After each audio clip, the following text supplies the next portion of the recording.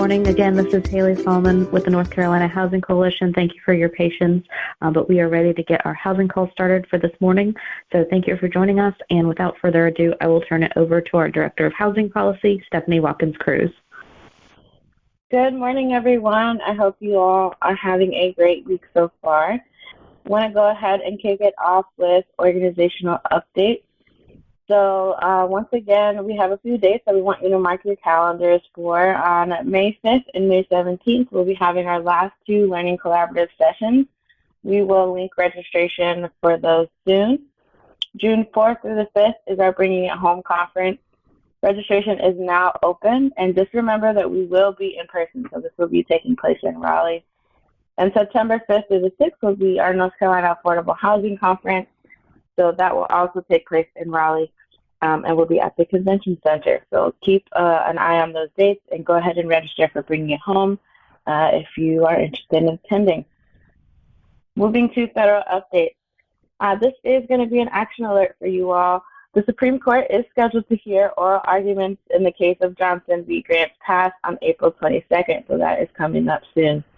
The case, which is arguably the most significant case about the rights of people experiencing homelessness in decades, is going to ultimately decide whether people can be ticketed and arrested for sleeping outside when they have no other safe place to go. Our partners at the National Low-Income Housing Coalition have created a National Week of Action Advocacy Toolkit that we've linked in the call notes, and that can be used to plan events and take action during the week of April 22nd.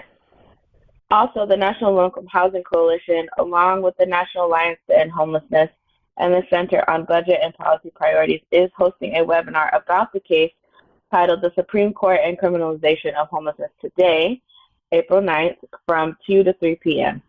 And the webinar is going to feature Steve Berg from the Alliance, Marisol Bello from the Housing Narrative Lab, she's also our keynote speaker at the Bringing It Home conference this year, Jesse Rabinowitz from the National Homelessness Law Center, Brooke Shiprit from the National Low-Income Housing Coalition, and Donald Whitehead from the National Coalition for the Homeless.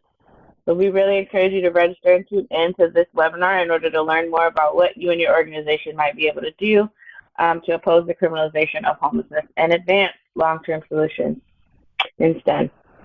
And if you want to learn more just in general about the case, if you're not able to go to the webinar, I still recommend registering. Oftentimes they send out recordings that are really helpful.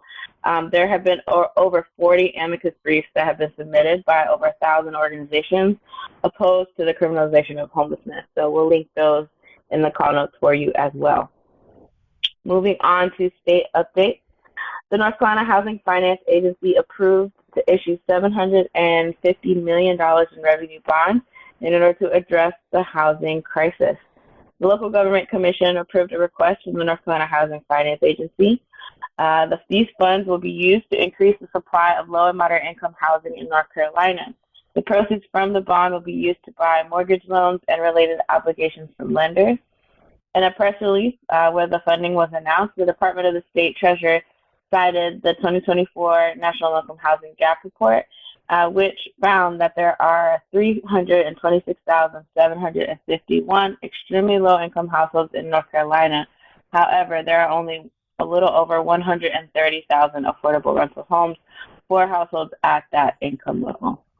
So good news in the sense that, that money will be used to address this only growing gap that we're seeing, particularly for extremely low-income households.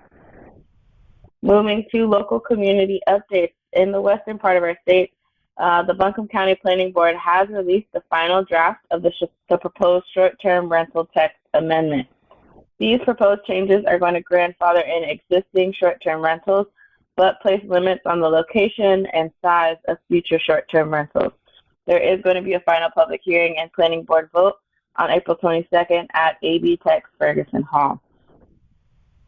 Also in Asheville, the Buncombe County Board of Commissioners voted to move forward with the proposed development of 200 affordable units on county-owned property in downtown Asheville. The county partnered with the UNC School of Government's Development Finance Initiative, or DFI, to select the site and develop the plans, and the county plans to solicit development partners and begin construction in early 2026.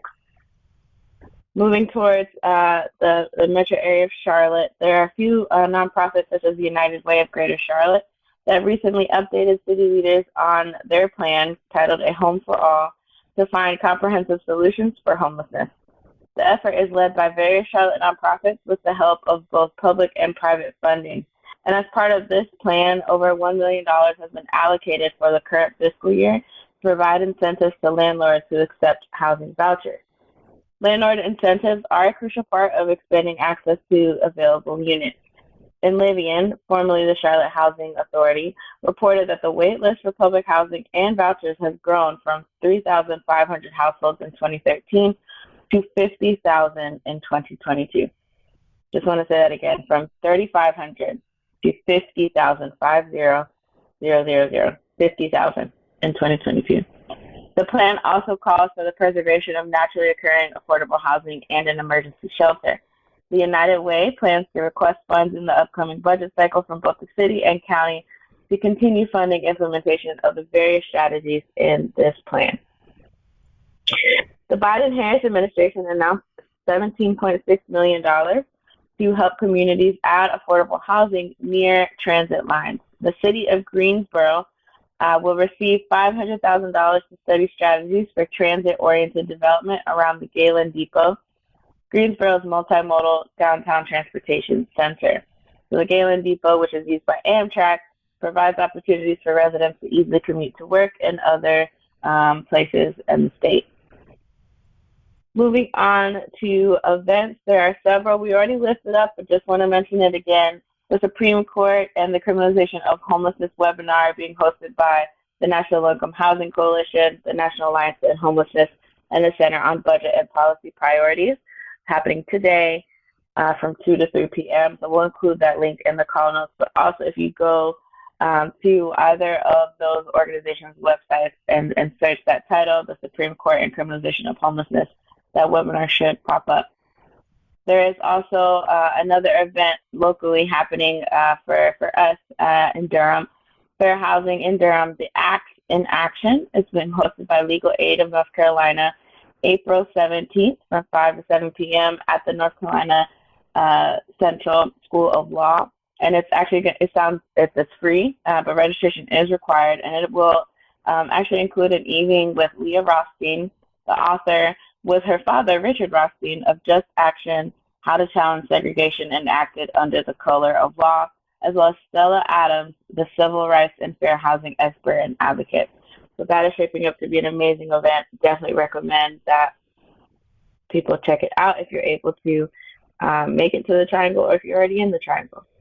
On April 18th, there'll be a virtual event by the North Carolina Women in Affordable Housing Network from noon to 1 p.m. on April 18th, Empowering Women Entrepreneurs in Affordable Housing panel.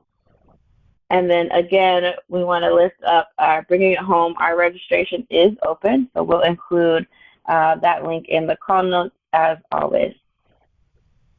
In reports and resources, we just have a few we want to list up. From the Federal Housing Finance Agency, there is a great resource talking about sustaining family wealth through heirs properties resolution. And then the Journal of the American Planning Association talking about how new housing supply could possibly mitigate displacement and exclusion. But that's with a question mark. In the news, you'll see that the new statewide tenants union that we spoke about last week is getting some attention with WUNC. So North Carolina now has a statewide tenants union. If you missed that call, you can go back in our recordings wherever you find your podcast, and you can check out the awesome news of that launch. On Vox, there's a great piece about how multi-generational housing is coming back in a big way. And then in The Hill, an interesting piece on how outdated inspections are eroding the housing choice voucher program. So getting into talking about quality as well as affordability. We have several other links that I could list up for you, but I'll allow you to explore those yourself. I just want to give a shout out to the staffers at Senator Tom Tillis and Senator Ted Budd's office. Last week, I spent the week in D.C. I was able to go to the Just Economy Conference, and it was an amazing conference. But the first day was Capitol Hill Day, And although the senators were on resource, we had a really good conversation with members of their team about the importance of supporting the boosting and preservation of the housing tax credit and how much that means not only to the country, but to the state that they represent. So thank you again to the staffers from both of those offices, Senator Thom Tillis and Senator Ted Spudd's office. The conference itself was amazing. Several days of, I think, just really amazing content. Went to several sessions, from a session around air properties and land retention. Learned about a great co-op model out in Colorado that was combined with the community land trust model. And then also even went to a session that talks about some of the things that organizations are being wary of or are trying to keep a closer eye on when it comes to artificial intelligence in housing. And in particular, even though artificial intelligence and housing have always been kind of intertwined, sort of the growing attention that tenant screenings are getting when it comes to artificial intelligence in housing, and how AI has the potential and already is kind of showing the potential in real life, the ability to kind of exercise bias when it comes to tenant screening. So lots of stuff. My notes are pages and pages long, so I won't spend time reading over all of that, but also wanted to give a shout out to the National Community Reinvestment Coalition for putting on a wonderful conference. I met some really amazing practitioners also in the policy and advocacy space, but also was able to really enjoy some sessions that kind of broadened the context for me and my understanding of how all of this kind of fits together.